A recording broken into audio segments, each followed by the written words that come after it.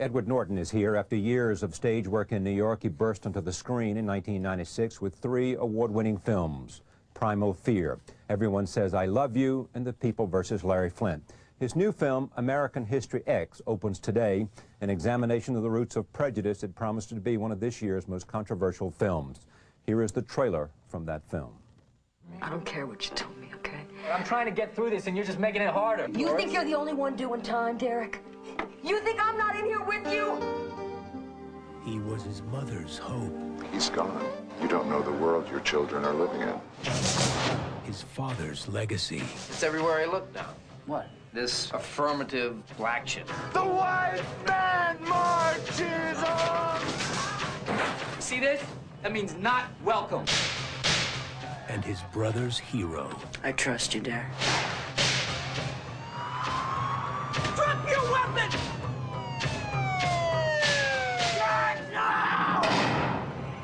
Oh, there is a All that anger, deeper river all that hate. flowing Has anything you've done made your life better? hurt and pain.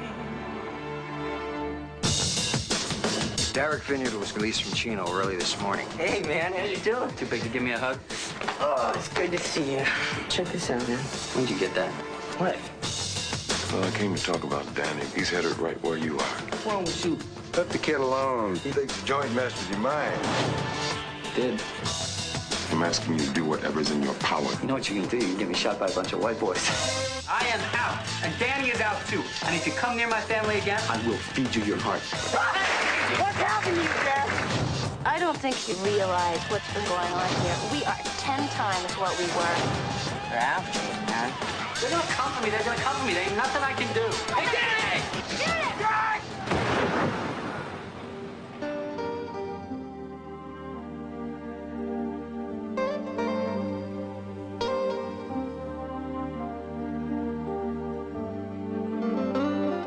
I love you, and you're my best friend. And I'm not telling you what to do, but I need you to understand. I'm pleased to have Edward Norton on this program for a conversation not only about this film, but some extraordinary work that he has done. Let me begin with this film. It is controversial. People are talking about it. What is it you hope that you are able to do in terms not only of your performance, but that you hope this film accomplishes? Well, I think when you set out to do something like this, it's, you know, there's different kinds of entertainments, or there's different roles film can play, and obviously some are entertainments or escapist fare. And this is more in the realm of, I think, a provocation almost, or the intent of it is to, at best, to try to just provoke some thoughtful consideration of some of the real complexities behind these tragic things that we see only, I think, in a little bit oversimplified sort of fashion in the nightly news. I feel like the message at the end of it is a very firm statement of the tragedy in all directions of letting your life be consumed by hate and rage that's behind it. And so I hope it's provocative, but I don't think it's controversial in the sense that I would find it hard to believe that anyone could come away from it offended by what it concludes. I'm sure they don't. Let me just tell the audience it's a story of a character played by you, whose father is a fireman, dies early, and it raises the issues of a young man who somehow becomes caught up with skinheads. And is charismatic and intelligent, and then commits murder, goes to prison, goes through certain kinds of transformation, and it reflects all of that aspect. And it also has the extraordinary conversation, or extraordinary dealing with the subject of a relationship within families too, right, and what it does to families. Yeah. And you also see, the other side of it. People tend to, I suspect, when they talk about a controversial subject, which this clearly is, yes, you know, because of the violence that comes out of it, because of the rage that's there, and because of the hate that is in these groups, you know, if you deal with controversy, someone says it's a controversial film, right, which is not true. And let me talk a little bit about your preparation and how you approach this, to take a character, you know, who starts here and goes here and then comes back to somewhere else as a result of an experience in prison. Well, I think that you know, that's the challenge of a role like that, or the appeal of it for me is not even so much just the one very extreme manifestation of this guy, but more the emotional distance that he travels. That's, I mean, it's obviously a challenge on a certain level just to represent him in that really horrific sort of skinhead mode that he's in. But almost the deeper challenge is to take him from that all the way to the point where, you know, after 2 hours, an audience has been forced to contend with the real human complexity of him, and maybe even have a certain empathy for him as a character. And you know, there's different, I mean, you find your way into a role on all different levels or in different ways, and in this case, you know, the start of it for me was almost just taking on this physical transformation. Yeah, because a strong physique. I think we all felt that, like, he needs to be in the tradition of good tragic drama. I think he needs to be a larger-than-life character. He is seen very clearly in the memories of his brother as this almost iconic figure of heroic stature in his brother's mind. And I think that we all agreed that we needed to manifest this sort of larger-than-life feeling to him. And so it was, for me, right off the bat, it was, I'm not that size. So I needed to take that on, and I, you know, so I, and in doing that, you start to find your way into other things, because once you put your body into the kind of shape, I mean, it informs the way he feels about himself, and then you start to look at the iconography these people put all over their bodies, and the tattoos. The Nazi signs. Yeah, and you start to get inside what their relationship to those things and how those things are empowering to them.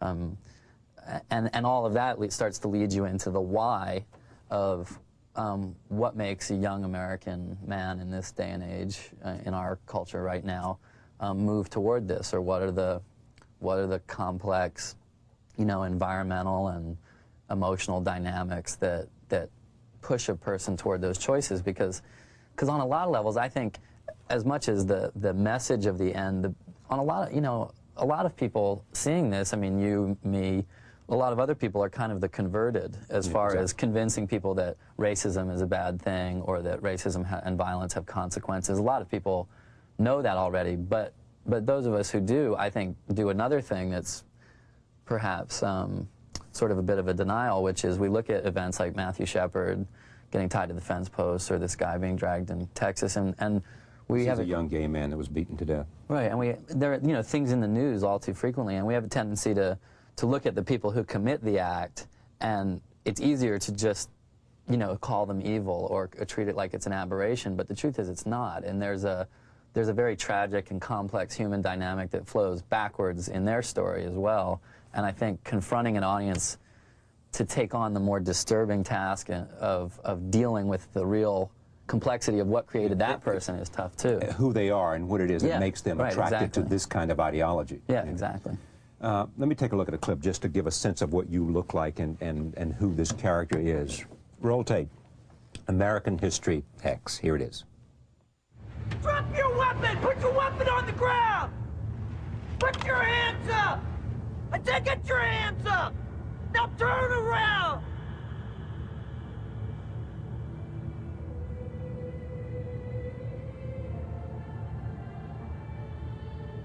Put your hands behind your head!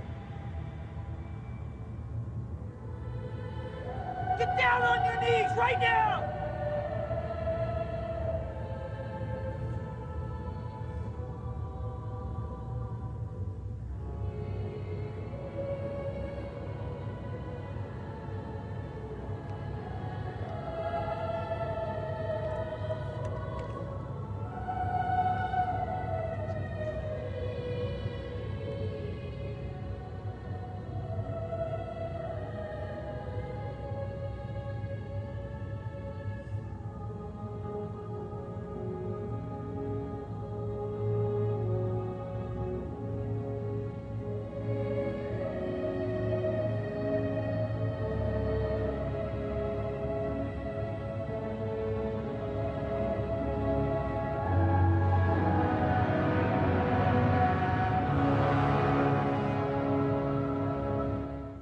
The person they're holding back is, in this case, Derek Vineyard's brother, a younger brother who is heroic in his worship, who has a heroic worship of his older brother.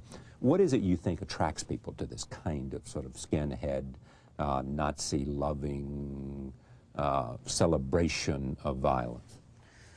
Well, I mean, I should be careful because I am an actor, not a sociologist, but this is only... But you've thought about it more than most people. Yeah, of course, and of course, I mean, the job for me in this case was to try to understand some of those motivations, right.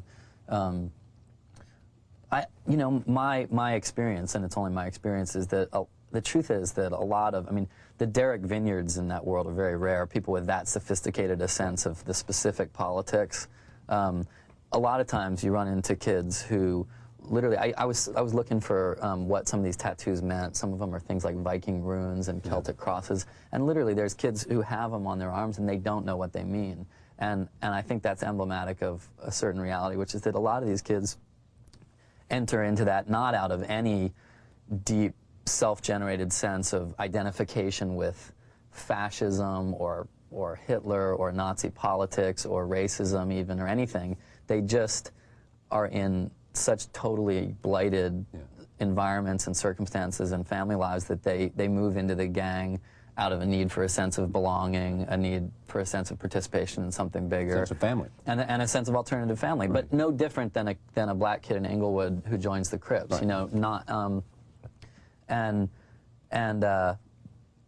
that's interesting because you begin to realize that even in acknowledging that, you're acknowledging that there's kind of a very poignant human sort of tragedy behind why a lot of the, I mean, these are social dynamics that are pushing these kids toward this, not sort of a bad seed impulse to go toward something evil. And then beyond that, you know, you have people who have suffered kind of things like this kid has, and he makes the unfortunate choice of needing something to direct the anger outward at, and you know, it takes the form, that rage takes the form of hate. Did you want to, I mean, I read something somewhere that said you wanted to, in a sense, make the character, Derek Vineyard, intellectually smarter than he was. In other words, you felt it was important to do what about who he was? Well, it was always a function of, you know, kind of an element of David McKenna's original script, that he was an intelligent character, that he was an intelligent person, because it was always an element of David's, I think, the tragedy that was built into David's script, that this is a kid who at the end has wasted an enormous amount of potential.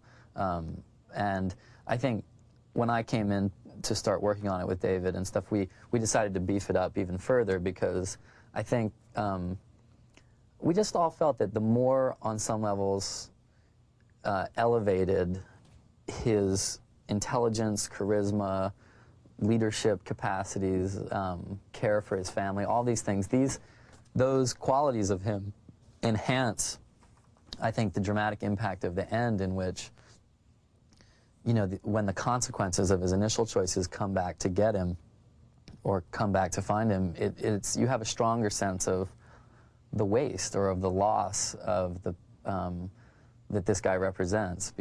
In some ways, I don't know how to say it, for the same, not to equate this on any level with these grand tragedies like Othello or something, but there's a reason that Othello is the great general and not a foot soldier. Exactly.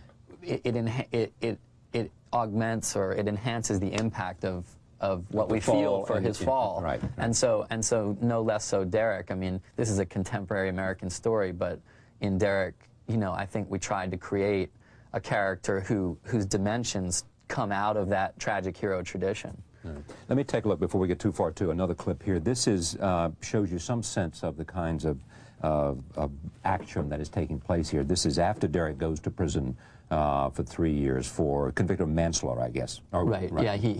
There's a certain element of self-defense to what he does, so he's convicted to 7 years. Right. And here he is, and this is he's visited by a high school teacher who plays a role in his life. Take a look at this. Look, Derek, you are too damn smart to be floating around here pretending you don't see all the holes in this boat. Hey, listen, you know what? I said I was confused. I didn't say I didn't believe in it. All right, that's why you have to stay open. Right now, your anger is consuming you. Your anger is shutting down the brain God gave you. God, you know, man, you've been talking talking about what's going on in me since I was in high school. What do you know about the place I'm in? There was a moment when I used to blame everything and everyone for all the pain and suffering and vile things that happened to me that I saw happen to my people. I used to blame everybody, blame white people, blame society, blame God. I didn't get no answers because I was asking the wrong questions. You have to ask the right question. Like what? Has anything you've done made your life better?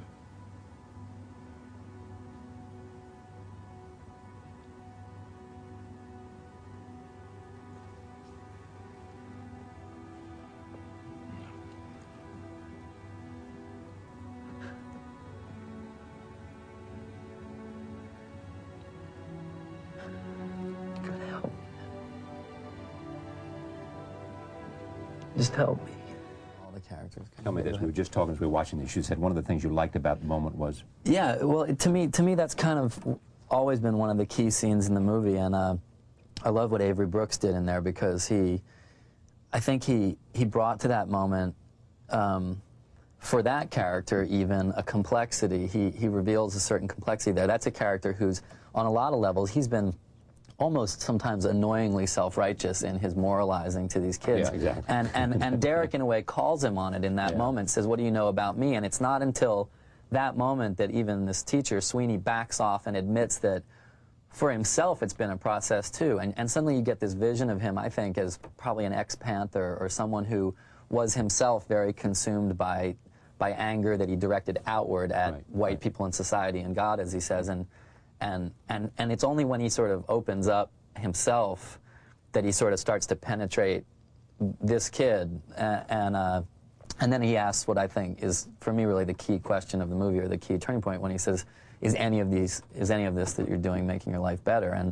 And once he answers no, it's like that's, I think, where the dam begins to break in him. James Rouse was your grandfather. Yes. Who appeared on this program, a man who deceased, but of a great talent and creativity, who showed what we can do with inner cities, and those landmarks are all over the place in Boston and Faneuil Hall, Waterside, and Norfolk, and in Baltimore, and is he responsible for Columbia too, or was Columbia, Maryland, which is where you grew up?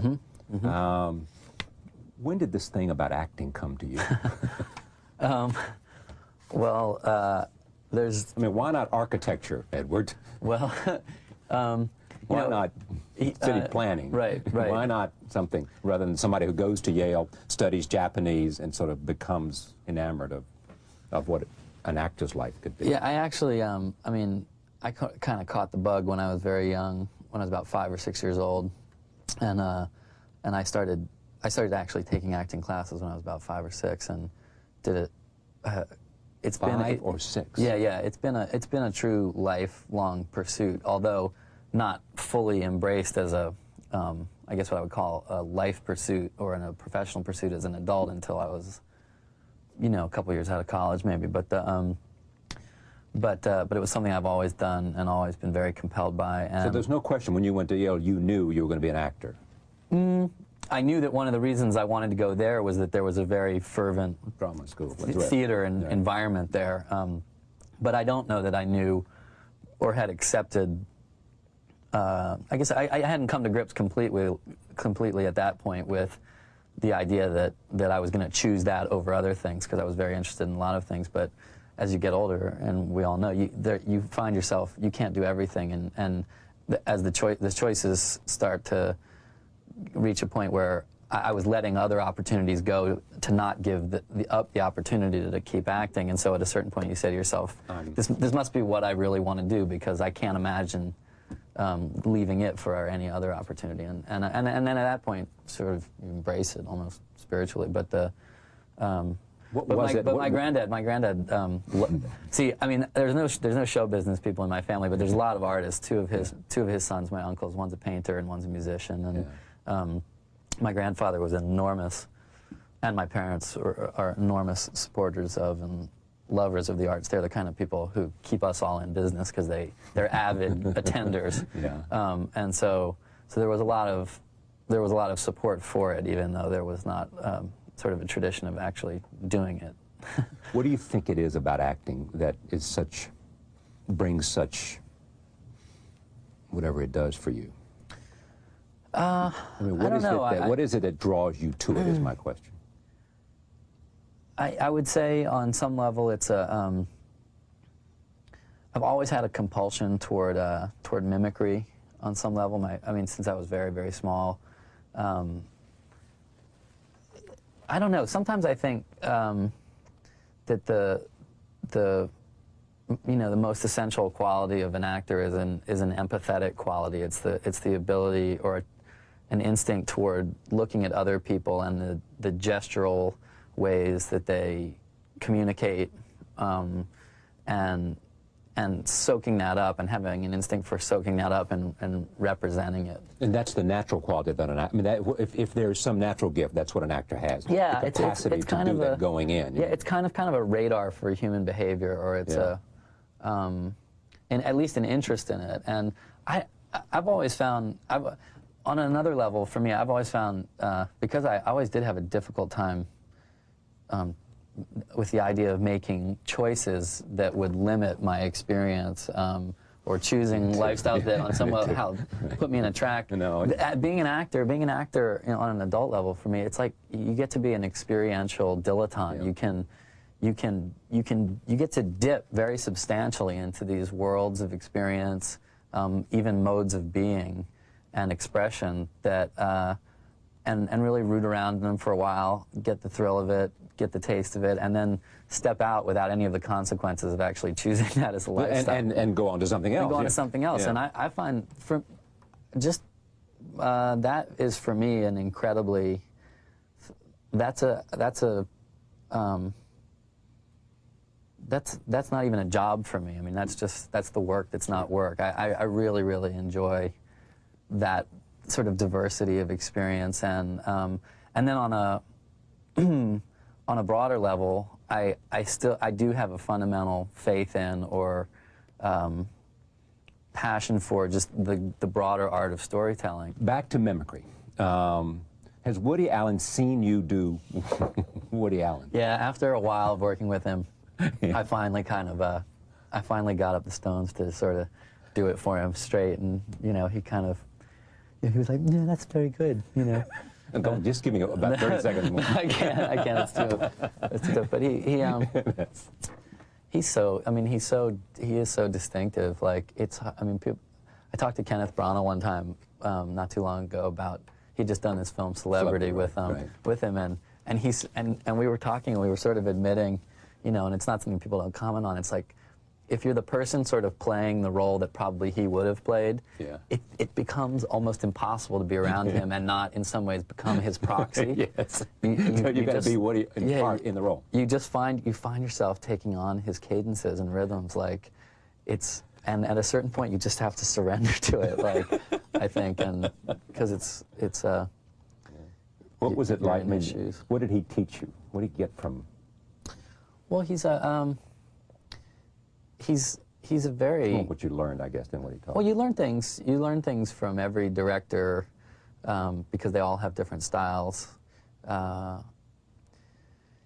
He has, I don't know, I mean, some things get very technical, but he still, I think he has for a long time, but he tends to film things in a way that he doesn't shoot a lot of coverage. In other words, he doesn't do these over the shoulders. He tends to film things in long, what they call master shots, and you end up doing things in a much more, it's more theatrical, because you play scenes out in real time. Long master shots rather than a lot of cutting. Yeah, and interesting things come out of that. You realize you get a kind of a spontaneity out of people that's, which is one of the things he's famous for, I think, that feeling of real extemporaneous dialogue and interaction. And I think his work ethic is intimidating too. To make a film a year is a kind of an amazing thing, and to be finishing one while writing another and going on and on, it's a. But everybody wants to work with him. Yeah, it's. I know of no one that wouldn't. Well, because there are only. He's one of the few true auteurs, I think, in the best sense of the word, in that he follows a very personal muse, and you as an actor, it's always thrilling to work with anybody who's got a real clarity of vision, because it frees you on a lot of levels to just serve someone else's, to play a role in a, you know that the world you're going to be creating is going to be very distinct because it's coming out of that person's, you know, very unique mindset, and I don't know why. I mean, I'm just a fan of his films. I'd do one any time, really. How do you see that whole sort of notion of how you're going to handle all of this? Because the kind of talk about you for this film, this role, which you, I think, is the best thing you've ever done, I assume. Well, I'm as proud of it as anything I've done. It's I mean, everything has different satisfactions, and this is a certain kind of them. But it's certainly a character with a you know, a very challenging scope. So I felt because of all the range that we talk about. Yeah, I felt good about it. It's a definitely anything you enter into with a certain fear quotient, anything that's always a pretty good sign to me that it's a good thing to be chasing, because it means that you're going to be pushing. If you're a little bit afraid that you're not going to be able to pull it off, that's probably means it's going to be a challenge that's going to be rewarding if you do. And what would you worry about in a, whether it's Primal Fear, Larry Flint, which is a totally different kind of thing, playing the attorney in that, or in this? What is it when you create a character, and I'll end with this, that you worry about? Not being able to be what? I mean, you know you're a good actor, and so you know you can deliver, but it seems to me that if you look at the performance, you're looking to make these people memorable. Well, yeah, but that's it. For me, that's very much it. The actors that I appreciate the work they do the most are the ones who create characters that are so distinct from the person themselves or any knowledge I have of the actor and their persona, that the character lives on independently in my head, and I think in the collective unconscious. You know, they take on this life of their own. Like, I mean, a Ratso Rizzo or a Travis Bickle or, you know, Hannibal Lecter, any great character that really, you know, takes on a life of its own. And so for me, you asked that question, my answer is, I become nervous if I feel I'm not going to be able to make it something very distinctly different from myself. And let me just follow up on that. So what do you need, and do you know when you get it? Do you know when you've locked it? Do you know when, you know, I'm inside this guy's head, I can deliver on making this person, whatever it is? Yeah, I mean, it's always, a film is by its nature a very fragmented and repetitive process done over a long period of time. So you're never completely certain in the way that, for instance, in a play, when you're out there performing on a given evening, you can feel it. You get a feedback. And you're doing the whole piece, so you can feel if the piece is working. In a film, it's a bit more of a crapshoot in the sense that you're trying to piece the puzzle together in your head as you go. What pieces have I done so far, and is it holding together? But I do think even then, if you've done your homework and if you've really spent the time, you can feel a certain point when you click over into a zone with a character where you hit a point where I think where literally if something happened that was not in the script or unexpected, you'd respond out of that place and not out of your own head. And that's when I think, for me, I know I'm down in that skin. If you're in the zone you want to be in. Yeah. It's great to have you on the program. I hope you'll come back. It really is. Not at all. Thanks for the time. Edward Norton, the film is called American History X. Back in a moment. Stay with us.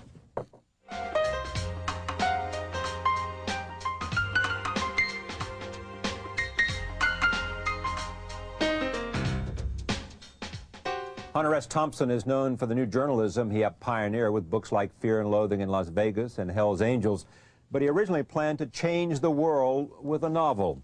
He began the novel, called The Rum Diary, in 1959 as a 22-year-old journalist. Now, 40 years later, it has been resurrected. It is a story of a group of hard-drinking, hard-living reporters living in San Juan, something that he knows a little bit about. I'm pleased to have him back at this table, my friend, Dr. Thompson. Welcome back, and I think it is entirely appropriate, sir. Indeed. Great to see you. Yeah, it's fun. That you bring me, in the grand tradition, something from... The Lilies of Paradise. Where did you steal this? I didn't steal it, no. You didn't steal it. I'm past You borrowed it. Yeah, no, These were a present. I'm honored. I don't want to take. Yeah. I don't want to take This light is of from the, my of the bouquet. receiving of it, I have but a I bouquet also of want to these. catch the humor of where it might have come from. This time I didn't steal them from a market on the side of the street. Yeah, these are great. Thank you, sir. Yeah, I mean, Yeah? you want to just Do what? You want to fondle these things, you know?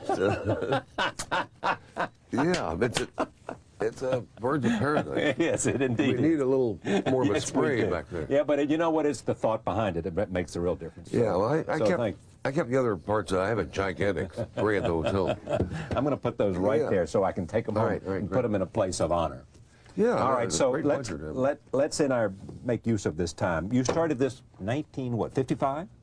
No, more like 59. 59. Okay. Yeah. So some might ask. Yeah, right. Yeah. Why 40 years? Oh, well, I was a novelist then, you know. I went, I was on the road, like you can do at age 22. You can bounce. And I went to San Juan to do the normal jobs, like we've done, all of us, on the soldier circuit. That's what we're talking about. A job in San Juan, and I was writing a book. And Bill Kennedy, the great Bill Kennedy. Yeah, now the eminent novelist, was then the managing editor of the San Juan Star. Right. He was a journalist. I was a novelist. And Look what happened. Yeah, he refused to hire me, called me a swine. Called you a swine? Yeah. Fool, beatnik. And we go way back, but Kennedy helped me. It was a good time. It was one of those, when there's a kind of confluence of talents and people. It's not often that you try to get a job on a junk newspaper and find Kennedy struggling along as a managing editor. You're like, ye gods, these drunken Swedes, we can't get any police reporters. It was a real thing. And I just started writing it then, and I gave it up.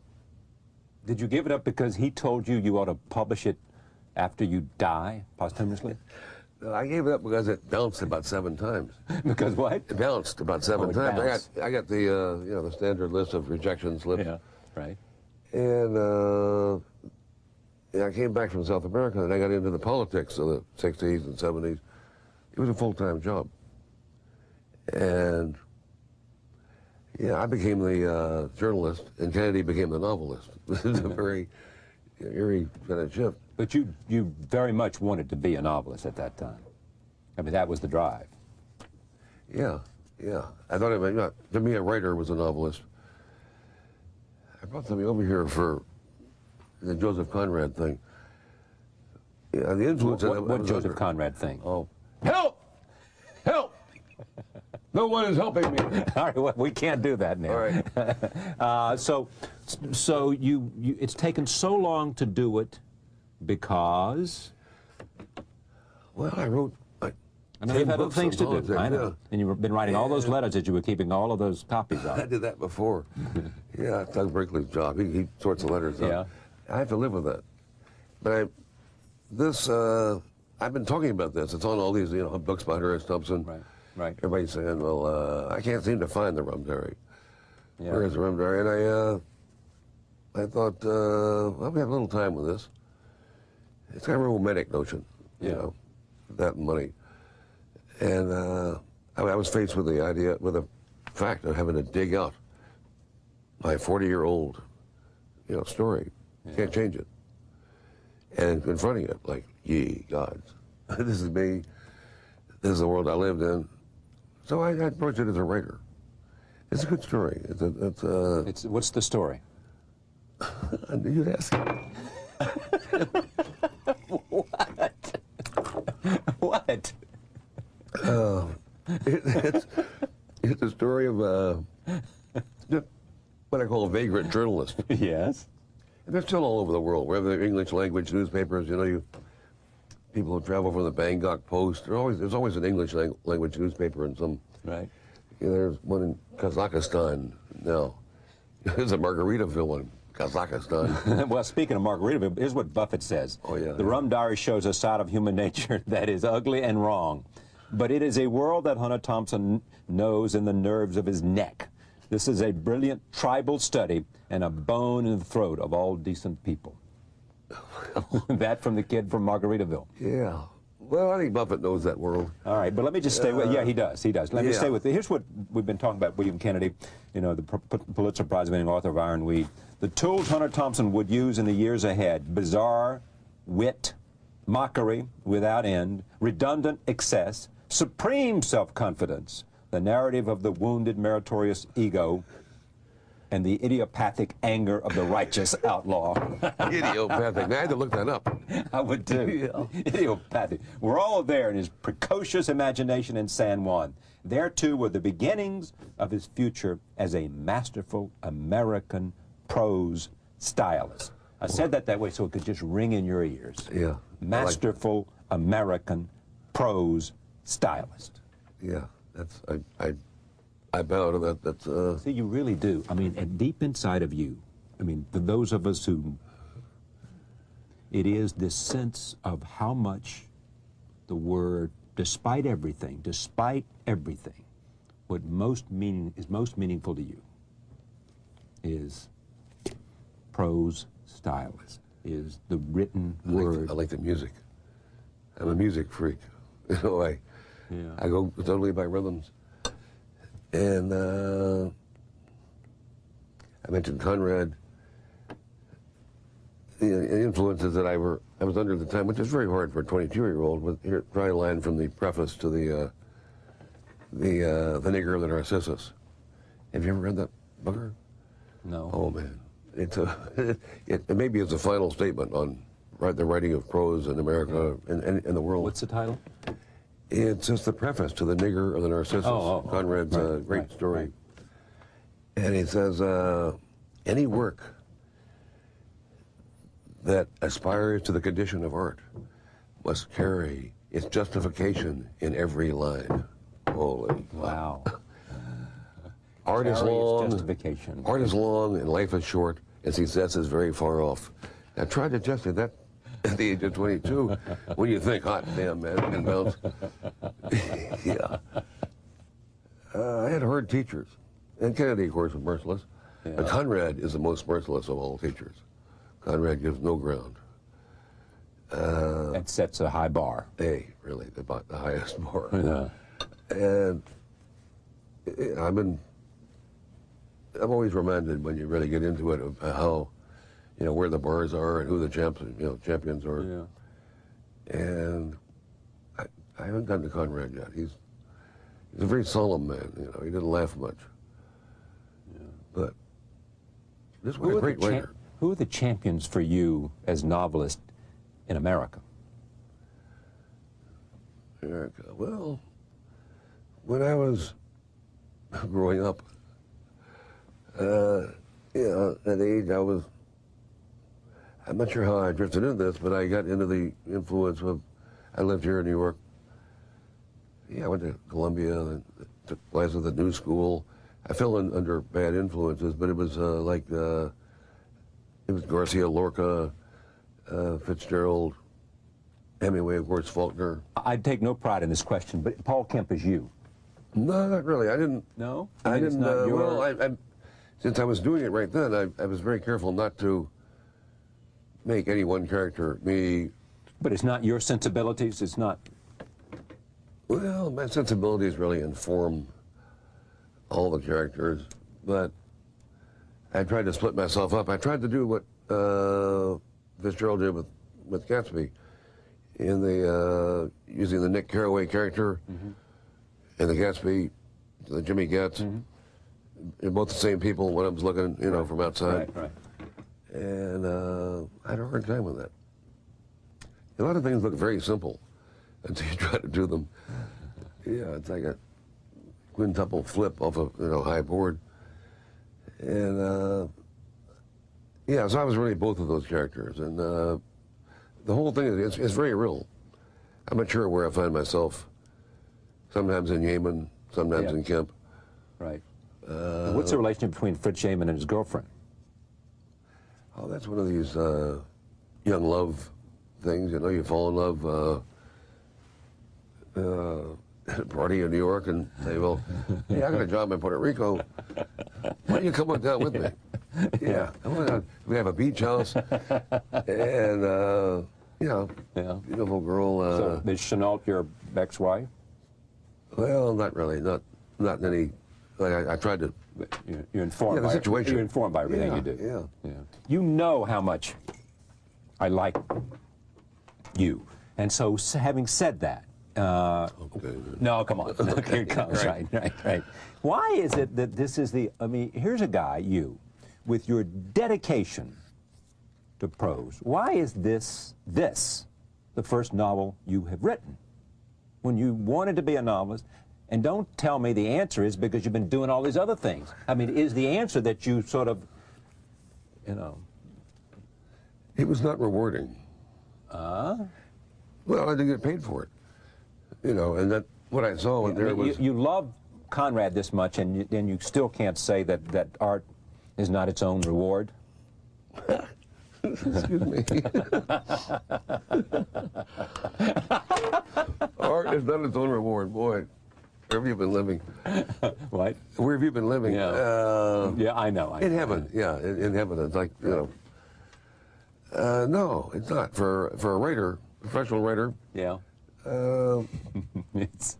You know, I think Truman Capote said it. If it's not published, it's not there. I didn't do it. Right. You know, it's part of the process. And the other part is you must have fuel.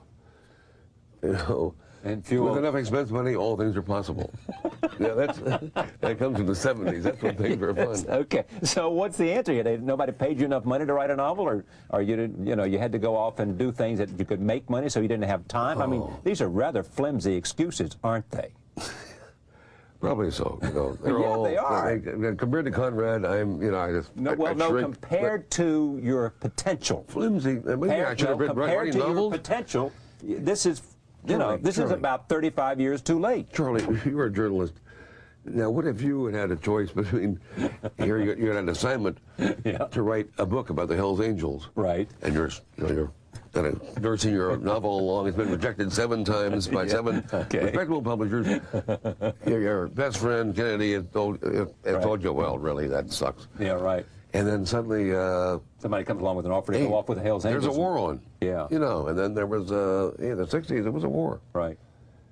And I was paid at all the expenses I needed to go everywhere, on the front. It really was like a war. And I didn't have the time, to attend to art. Okay, then why now? Why do you have the time now? I had to make time. Sir. Yeah. Is this not self-contradictory? No. You had to make time. You could have made time in the 80s. No, but I could have. Yeah. But this time I had to. What do you mean you had to? Well, the book was going to be published. Oh, I see. So you had to finish. Hey, I was prepared to, like anything that, let them publish anything after I'm dead. Yeah. But I'm really glad I didn't do that. Did you think this was going to be the great American novel when you were writing it? I had that hubris, I guess. But it's a great Puerto Rican novel, I think. The great Puerto Rican novel. Yeah. It's I had a sense it was going to be. Yeah. I had that sense about everything I was doing. What did you think of the movie about you? That's funny. Johnny Depp asked me that question last night on the telephone. By the way, I like him a lot. Yeah, I do too. Man, he's a good one. Yeah. Yeah, I think he's going to do something. He's going to work in this. We're going to make a movie of this one. This is a melancholy book. Yeah. This is a book. It's good though. He's good. But so he'll play Dr. T too, huh? He'll play Paul Kemp. There's room for movement here. This isn't the rigid kind of interior monologue. Yeah. Cell that the Vegas book was like. What's happening is what you're thinking, not what's going on. Nobody thinks much here. They do. No, there's not a lot of thinking. It's like, So how did you answer Johnny Depp's question? What did you think of the movie? Oh, I like that, really. It's an experience. You have to, you have to go through the fire. And I would have maybe done it differently, but I'm not a movie director. I'm good at books. So I liked it. Yeah, but I wouldn't, no, I wouldn't recommend it. I wouldn't have my children see it every night. Exactly. Yeah, but I don't know how that book was structured, so it's not going to really be edifying. There's no way to make that thing a hero story. Yeah.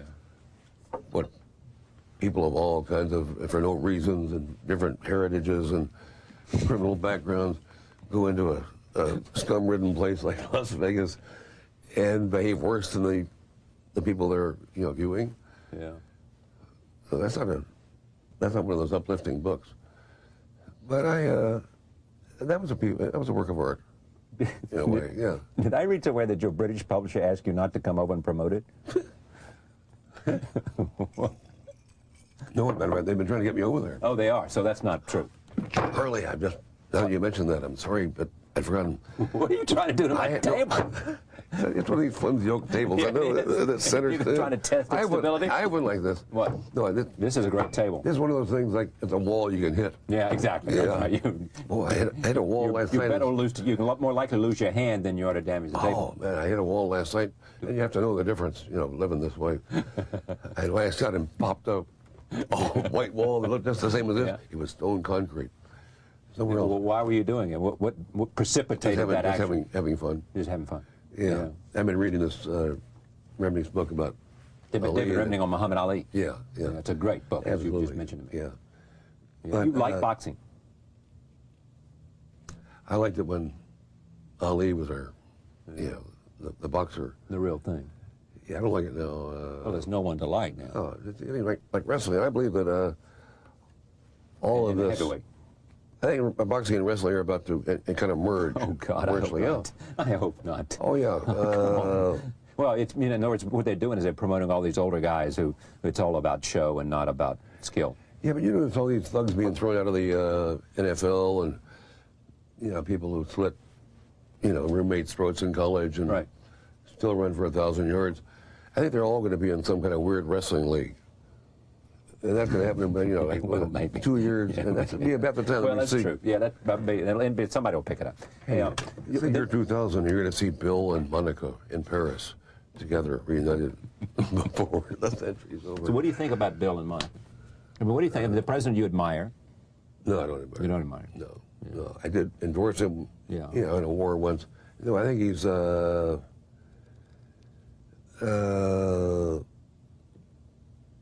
kind of destroyed the standard for what's fun in politics for good people. I think once I said that Nixon was great because he brought the best people into politics, and Clinton is going to be famous for driving all but the worst ones out. And I think that's what's happening. This is a democracy, and if you don't participate, somebody else is going to for you. And that's what's happening here. Less than 4 out of every 10 voters are going to go to the polls. And we have this subsequent mess where it's all left in the hands of Nazis, like Starr, and I believe, fascists, Starr, Jesse Helms. These people should all be hung by their heels like Mussolini. And maybe Clinton along with them. Well, I hope we don't go that far. Well, what the hell? It is, it's a decadence, the last 10 years of the century. Weird things are going to happen. Weird. Where do you think you'll be when the clock ticks forward for the year 2000? That's a tricky one. I don't really expect to be here, but I have. Come on, you don't expect to be here. We're talking about a year off. Yeah, it was different. A few years ago. Charlie, I go every time I get on an airplane. Where's my knife? God damn it, these people. I don't know what you're I'm just going to show you how temporal life is. I don't have my tools. Well, I don't. Dirty animals. Yeah. It can end any second. Yeah. Yeah, it really is. It's. You think about that whenever you get on a plane. This thing could be over here in a minute. Yeah, yeah. And what's going to be your last thought? Well, see, I know I have to come back around. And I like that little rest between trips. You know, I'm a road man, really, for the Lords of Karma. We've been through this, I guess. Yeah. That's what we have. All right, let me say one more thing because I got to get out of here. The next novel, Polo is My Life. Hot dog, we're perverse in that one. Yeah. No more of this innocent stuff. Yeah. Yeah. What's Polo is My Life? Oh, well, it's how I joined the polo crowd by accident. Yeah, one of these situations where I remember this woman. The title comes from it. Talking to this woman that I'd developed a certain abundance for, who had, for me, a polo person, and I was saying, well, you know, if you had a violent husband and cops all over me, chasing me, and I said, well, let's go to Australia and get on the train, cross Australia. And she said, you don't understand. Polo is my life. I can't run away with you. Who would take care of my ponies? That's where Polo is my life comes from. That's great. And I thought, oh, yeah. Who would take a woman with her priorities right. Yeah. All right. Hunter Thompson, this is the long-lost novel, The Rum Diary. Thank you, my friend, for coming. Hey, man. It's always a pleasure. Yeah. And then, what are you doing later on? We're going to go over and Doug Brinkley's reading. Yeah. Oh, is it tonight? Yeah, the art club. Yeah. Going to see Ed Bradley. a convocation of all the Aspen group. Little fun, yeah. Where's the Carlisle? I don't know if you're wandering around. Let me say goodbye to this audience. Thank you very much for joining us. Hunter S. Thompson, The Rum Diary. Thank you.